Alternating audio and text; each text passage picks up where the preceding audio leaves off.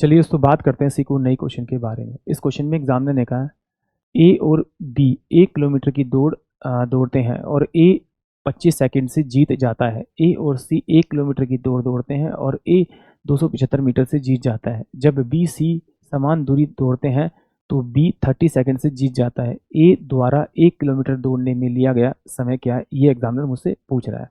तो देखिए एग्जामिनर ने क्या कहा कि भाई ये ए है, ये आपका बी है और ये आपका सी है।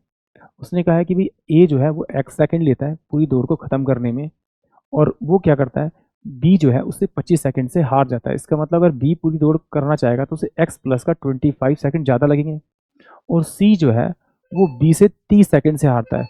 इसका मतलब है कि जो सी को जो लगेगा इसमें 30 सेकंड जोड़ दूंगा तो 55 सेकंड इसको क्या लगेंगे, ज़्यादा लगेंगे। फिर एग्जामिनर ने कहा है कि भाई जो ए जो है वो सी से 275 मीटर से जीत जाता है। इसका मतलब है कि अगर ए 1000 मीटर की दूरी तय करता है तो ये तय करेगा 725 मीटर की। अगर मैं इनका इनका इनका रेशियो निकालूं तो ये मेरे पास में 40 और ये मेरे पास में कितना आ जाएगा, आपका 40 और 29 आ जाएगा। अब ये देखिए इस जितनी देर में इसने 1000 मीटर की दूरी तय की थी उतनी ही देर में इसने 725 मीटर की दूरी तय की थी। इसका मतलब है कि इसका जो ये इनका जो रेशियो है ये डिस्टेंस के साथ में इसका स्पीड का रेशियो भी होगा। अगर मेरे पास स्पीड का रेशियो है तो मैं इनको अगर रिवर्स कर दूंगा तो मेरे पास में टाइम का रेशियो आ जाएगा, यानी कि ए को पूरा टाइम मतलब पूरी दूरी तय करने में, यानी कि 40 सॉरी ये 1000 मीटर की दूरी तय करने में कितना 25 समय लगता है, और यहाँ पर इसको कितना लगता है 40 लगता है। ये तो मेरी एज्यूमिंग वैल्यूज़ हैं, यानी रेशियोज़ हैं आपकी किसकी, टाइम की। बट जैसे ही मैंने इन दोनों का डिफरेंस देखा तो डिफरेंस मेरे पास में कितना आ रहा है, 11 आ रहा है। जबकि एग्जामिनर कह रहा है कि उनके बीच का डिफरेंस होना चाहिए आपका कितना, 55।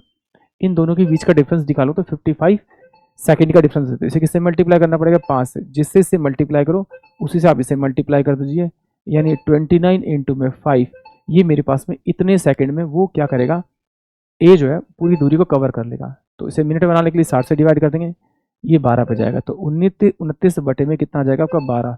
तो 12 दूनी 24 होगा, ये 5 बटे में आपका 12 आ जाएगा। इन टू में अगर मैं 60 से मल्टीप्लाई करूँगा तो ये 2 मिनट और 25 सेकंड का इसका आंसर आ जाएगा, यानी कि ऑप्शन जो ए होगा वो इस क्वेश्चन के लिए करेक्ट होगा।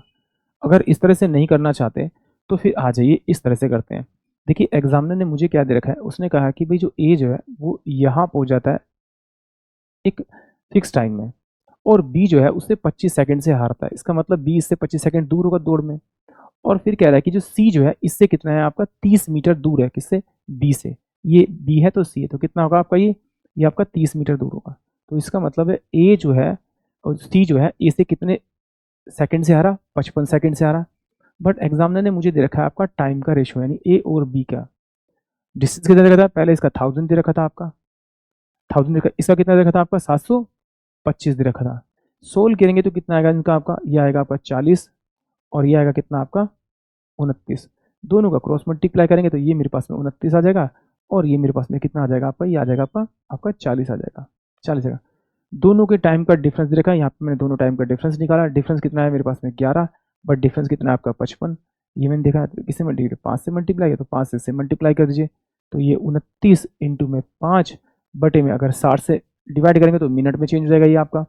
तो ये हो जाएगा 29 बटे में 12, यानी कि सोल्व करने पे मेरे पास ऑप्शन ए इस क्वेश्चन के लिए करेक्ट आएगा। आई होप आप सभी को क्वेश्चन समझ में आया होगा।